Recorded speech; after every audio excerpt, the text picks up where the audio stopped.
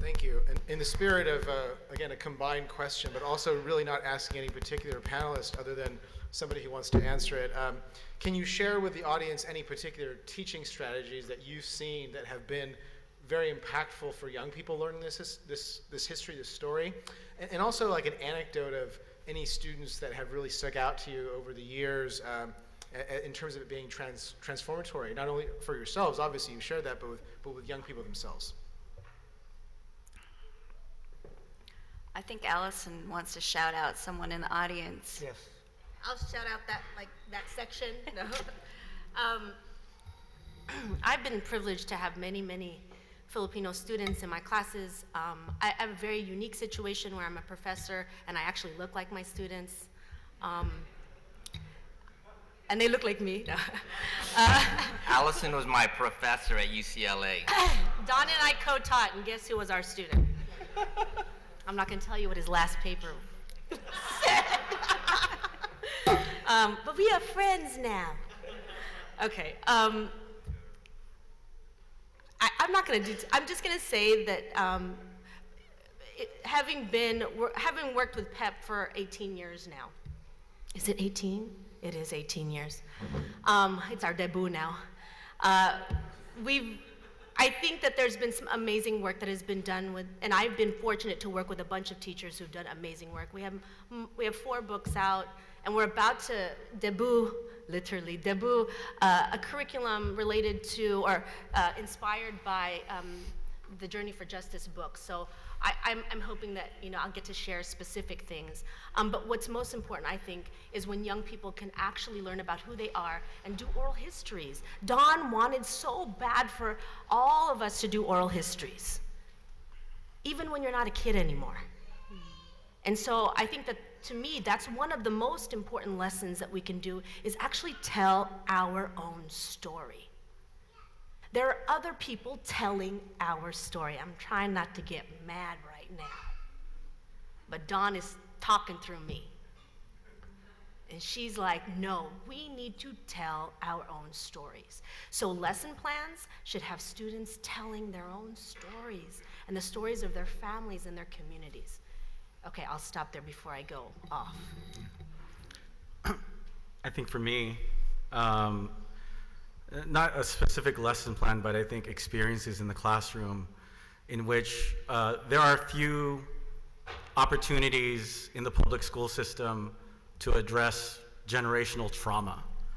I think in the last panel, you definitely saw emotion. And I think when we're talking about marginalized communities and the marginalized histories, that trauma oftentimes is what folks would like to happen is bury that trauma, right? Forget about it. But as we know about trauma, it always raises its ugly head, and it's something that has to be addressed, something that has to be taken on. And it's something that we have to consider. I always like to think that privilege, oftentimes is like the inheritance of property, right? To create generational wealth. The inverse of that for marginalized communities and communities of poverty, we don't inherit land, but we inherit trauma. And it's something I've been thinking about a lot, especially with my kids, because as we move towards kind of these changes that are happening in our community, and maybe as our new generations are moving towards more privileged lives, like I don't think my children will ever work in the fields, it's important for them to understand these sacrifices that were made for them. I feel like ethnic studies is a battle for the souls of our people.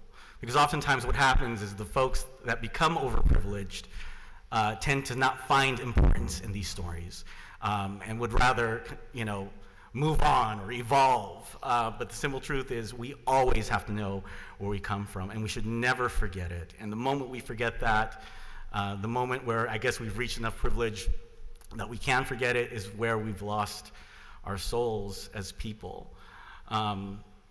It's something we have to think about, because as our generations passes, like our generation is one of the last generations that could remember the voices of the manongs and the manangs. And these new generations will not be able to hear their voices, will not get to hear their funny jokes, will not get to see the little tics that made them extremely special. Those are something that are deep in our memories, and we struggle to teach that to our young people. Eventually, what really needs to happen is we just need to keep that and make it a part of us. And so in the same way, I can learn about Larry Itliong and his fierceness. Maybe I also understand Lapu-Lapu and his fierceness. And in the same way, you get to know us as educators and the things we fight for and what we care about and the ways we raise our families.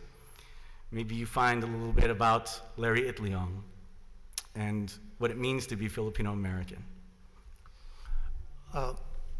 Philosophically, the thing that comes out when I meet with a bunch of educators, they say, it's so hard to teach the kids now. It's so difficult. And so I liken it to like music. Everybody can download any music from the internet. Pick what you want, when they want it. But people still go to a concert. They pay money to go to a concert. The question is why? And it's like the ethnic studies, it's experiential. And that's what we have to make teaching and learning experiential. The oral history, hearing the panels, hearing that emotion. Students, take the classes, take the Filipino language classes, take the ethnic studies. Question, why aren't you teaching about the Filipino Labor Union? Where is the history of the World War II veterans in the curriculum? October is Filipino-American History Month. Wait a minute, Larry Itliong died. Why don't we celebrate it in San Diego? I don't know, we'll work on it. Things like that. So don't sit there, experience it. And one thing, the phrase I use, again, people will know where it came from, be part of the change. Be involved and be engaged. And that's the story, and make it experiential for the kids. That's what it really takes. Going back to basics, I think about like lesson design and the preparation that our teachers get in their teacher prep programs. And I wonder about that. Like I heard about PEP, way back when. I was like, oh, I wish I went to San Francisco State. So I think about how we can, back to that idea of institutionalizing, like what is really important.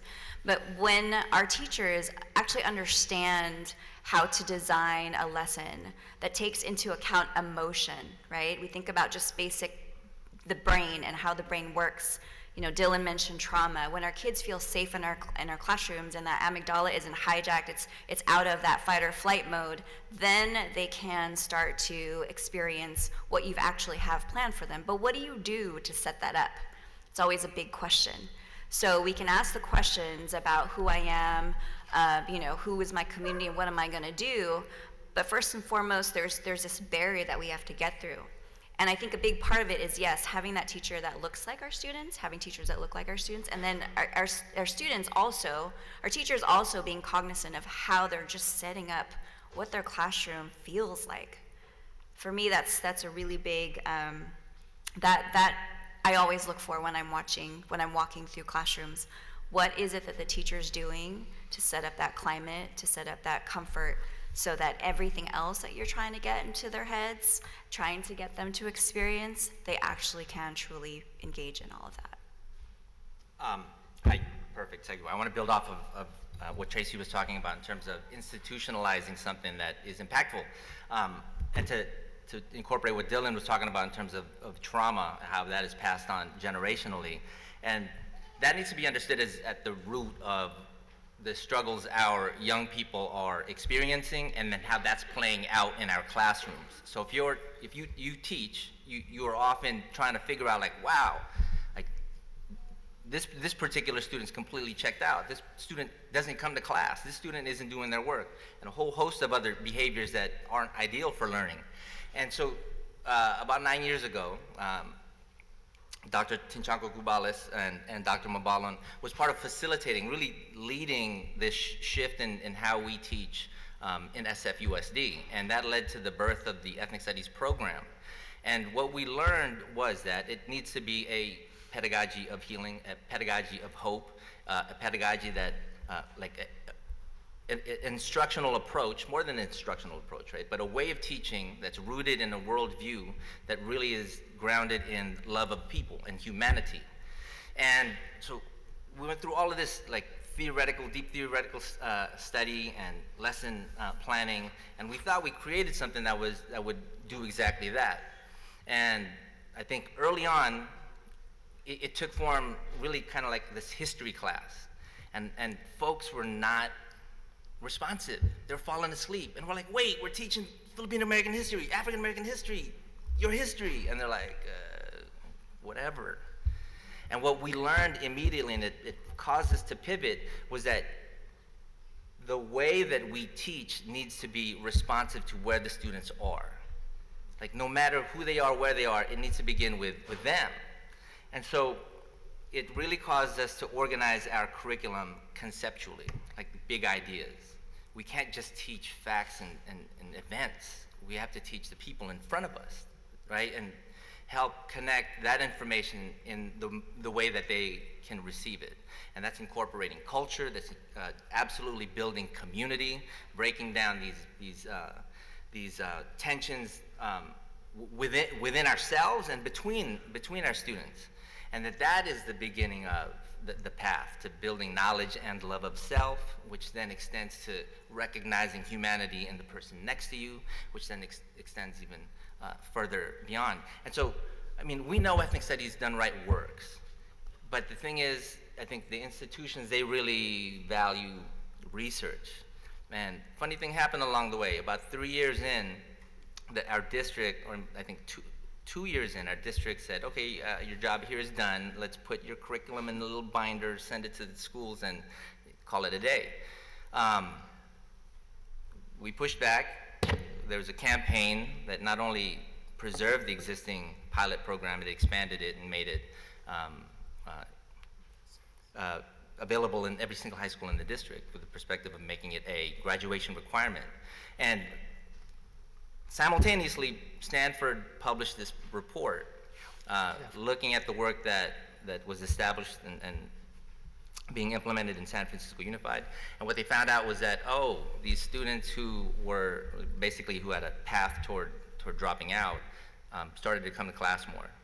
Their GPAs increased, and their total units accumulated toward graduation also increased. And everyone was so shocked, like, oh my God, whoa. But again, circling back to what is the importance of teaching specifically Filipino-American history, generally ethnic studies or people's history, is that it does save lives. Like, that's multiple classes of our students in SFUSD whose lives were impacted. Thank you. Well, in the spirit of keeping this on time, please join me in thanking panel number 2.